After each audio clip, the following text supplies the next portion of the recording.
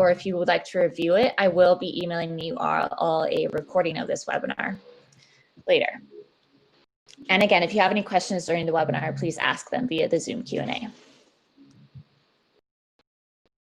Okay, so that quick Fathom overview that I mentioned.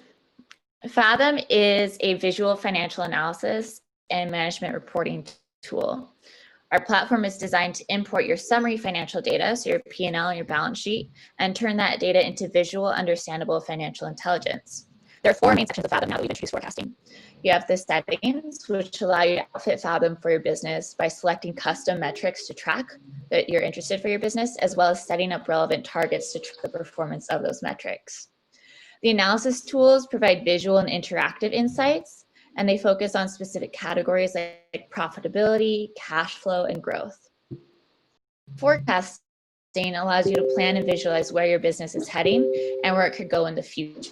And lastly, the reporting side of the platform is intended to provide beautiful profitability management reports, and it is fully integrated with forecasting.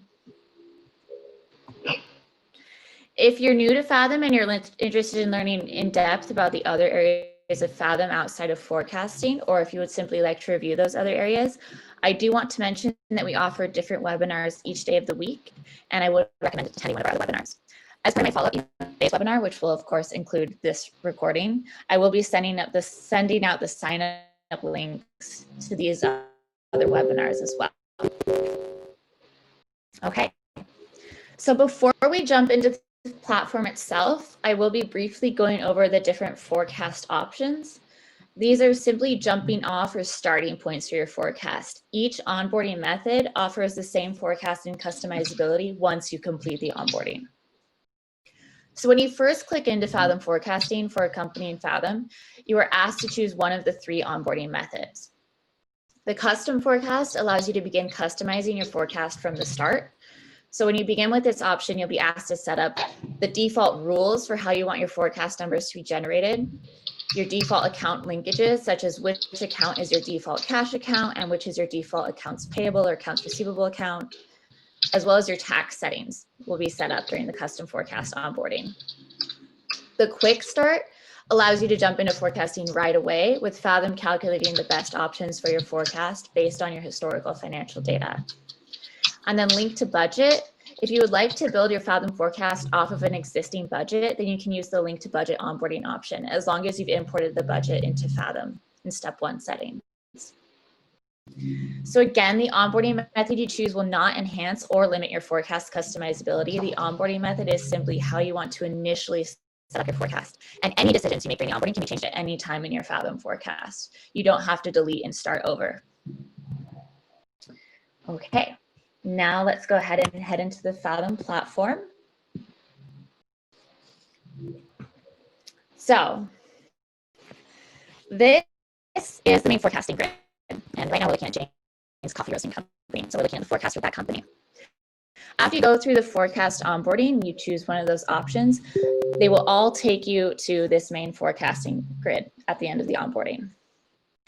As you can see, the main grid houses your profit and loss, your balance sheet, the drivers grid, where you can import non-financial as well as other information and use that in your forecast. And then your cash flow statement as well. Oh, I need to click on that.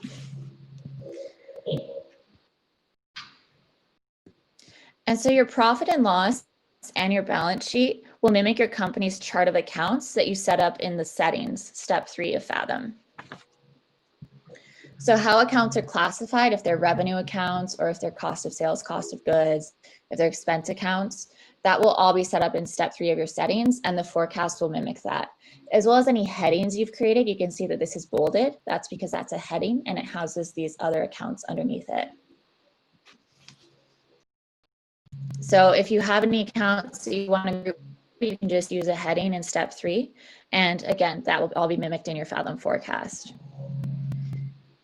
So you can scroll up and down profit and loss as well as the balance sheet. You saw me scroll up and down the cash flow, but you can also scroll left to right. If you scroll right, you can go 36 months or 3 years into the future to forecast out.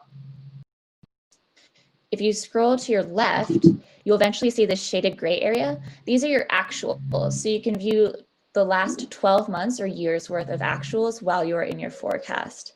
And this allows you to easily reference those numbers so that you can do a sense check, especially when you first jump into forecasting after the onboarding. You may want to just look at your forecast numbers and look back really quickly and just say, yes, these look similar. So the rules that I chose during the onboarding look good. Or maybe a few accounts aren't showing values that you would expect, and you'd want to look at the rules for those accounts.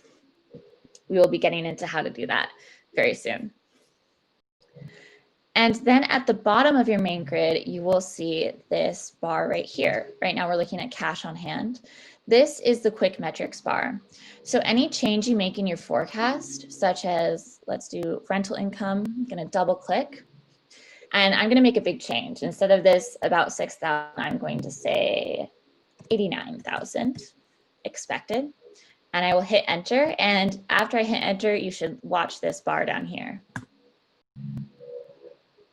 Okay, and you see those numbers changed. The forecast, the three-way forecast completely respun and updated the cash on hand after we made that change. And you can expand the quick metrics bar to see other quick metrics that you may be interested in, as well as whether you are hitting these thresholds. So right now our cash on hand is not highlighted red, so it looks good, but our operating profit margin, it looks like that's not where we want it to be.